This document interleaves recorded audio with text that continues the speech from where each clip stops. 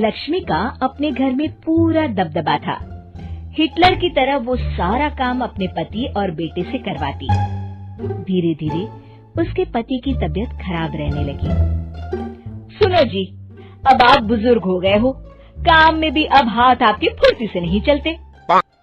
अरे भाग्यवान, भगवान से डर, तुझसे मैंने शादी अपने इकलौते बेटे के अच्छे पालन पोषण के लिए की थी, लेकिन तूने तो उसका बेड़ा गर्क कर दिया। मैंने क्या किया? पढ़ाया लिखाया, अब नौकरी नहीं लग रही तो मैं कैसे जिम्मेदार हो गई? अब घर में बैठकर रोटी तोड़ रहा था तो मैंने कहा काम ही कर ले। एक तो भला करो और ऊपर से बातें सुनो। तभी सारंग वहां आ जाता है। बहुत भूख लगी है माँ, कुछ खाने को दे दो। अब तुम्हारे पापा का हाथ तो चल नहीं रहा है, मैं ही जा रही हूँ आज किचन में, बनाती हूँ कुछ। हे भगवान, कैसे होगा इतना काम मुझसे? लक्ष्मी किचन में काम कर रही होती है कि तभी अचानक उसे आइडिया आता है। अरे मैं भी ना, अरे यहाँ तो फ्री की नौकरानी ला सकती हूँ मैं, फिर मैं क्यों खाना बना रही हूँ? उस दिन लक्ष्मी सारंग की पसंद का खाना बनाती है और बैठकर उसे बड़े ही प्यार से खिलाती है।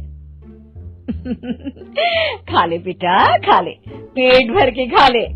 अरे रुक, मैं तेरे लिए ना गर्मा गर्म रोटियां लाती हूँ।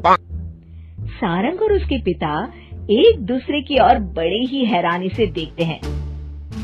बेटा सारंग, जरूर दाल में कुछ काला है, वरना ये औरत तो हमें बासी खाना भी सुकून से ना खाने दे।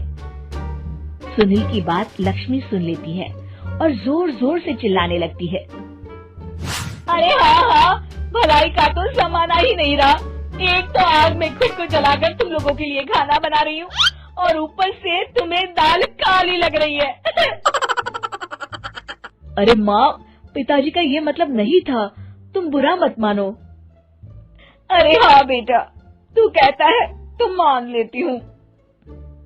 लक्ष्मी सारंग के पास बड़े ही प्यार से बैठ जाती है और फिर कहती है, बेटा मैंने ना तेरी शादी करने की सोच ली है।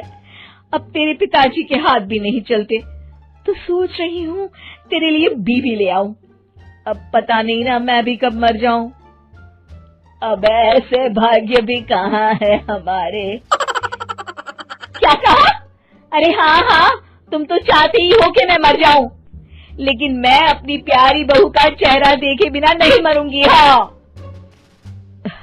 माँ, शादी तो मैं कर लूं, लेकिन मैं नौकरी नहीं करता, फिर कोई क्यों देगा मुझे अपनी बेटी?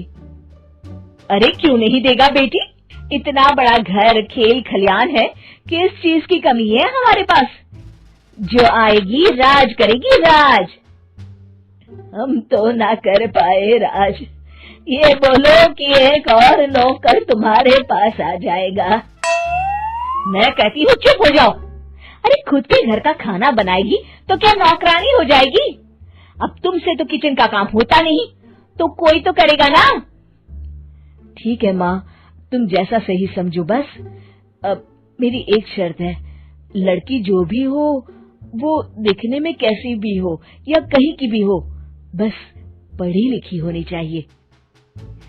अरे हाँ, ला देंगे पढ़ी लिखी बेटा, मैंने कौन सा काम करवाना है उससे। हाँ। और फिर एक दिन पास के गांव की ही रति से सारंग की शादी हो जाती है।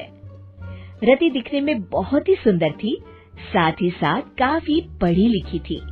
रति को लक्ष्मी के सौतेले होने की बात पता नहीं थी। शुरू में जब रति ने सारंग को घर का काम करते देखा तो हैरान रह गई। अरे ये तो अच्छी बात है कि आप घर का काम करते हैं, लेकिन मैं तो घर में ही हूँ ना, आप क्यों कर रहे हैं जी? जाइए आप नौकरी के लिए अप्लाई कीजिए ना। तभी लक्ष्मी वहां आ जाती है। अरे रति बहू, करने दे उसे काम। और हाँ, मेरे घर के कुछ नियम है, कायदे हैं, यहाँ बीच में ना ही बोलो तो तुम्हारे लिए अच्छा होगा। रति को लक्ष्मी की बात कुछ अजीब सी लगती है। वो समझ नहीं पाती है कि वो ऐसा व्यवहार क्यों कर रही है, लेकिन उसे लक्ष्मी के सौतेले होने के बारे में कुछ पता नहीं चलता है। फिर एक दिन तो हद ही हो जाती है।